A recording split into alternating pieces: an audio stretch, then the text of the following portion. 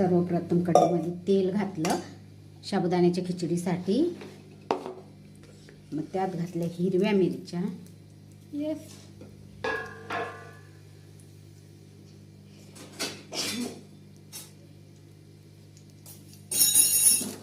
त्या छान परतून घेतल्या.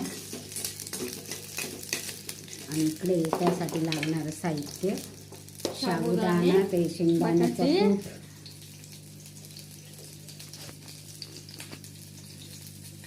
बटाटे. छान मिरच्या परतून झाल्यावर त्यात घातले बटाटे. उकडलेला बटाटा आहे हा, तरी कच्चाही मस्त स्लाइस करून टाकला ना तोही छान वाफेवर 10 मिनटं 5 मिनटं असं खमंग असं शिजवून घ्यायचं. झाकण ठेवून झिरो गॅस त्याला छान असं परतून घ्यायचं 5 मिनटं. त्यावर घालायचं थोडं मीठ,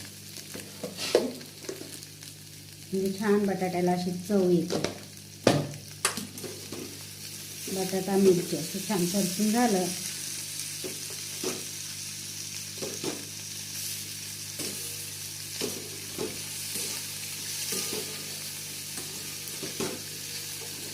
गॅस मीडियमच ठेवायचा. असे बटाटे जरा शिजलेले आहेत ना ते, मग ते थोडे तेलावर असे जरा खरपूस असं छान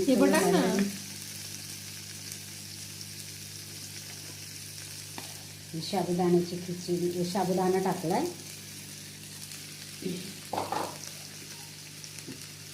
हा कूट ओला मिक्सरचा आणला होता म्हणून त्यात सगळं शेंगदाण्याचं कूट चिटकलं.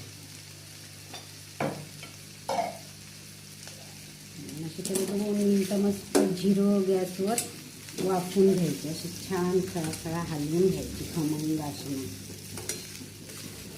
परतून घ्यायची. असं झाकण काढायचं आणि 2 वाफेत अशी छान खमंग अशी खिचडी तयार. या खायला मंडळी साबुदाणा खिचडी.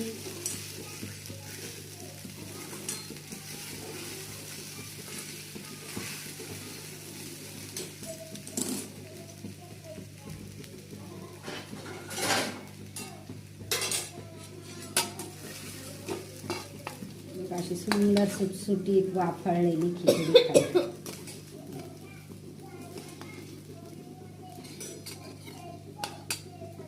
आता मम्मी खाऊन दाखवणार आहे कशी आहे खिचडी. एक नंबर झाली आहे.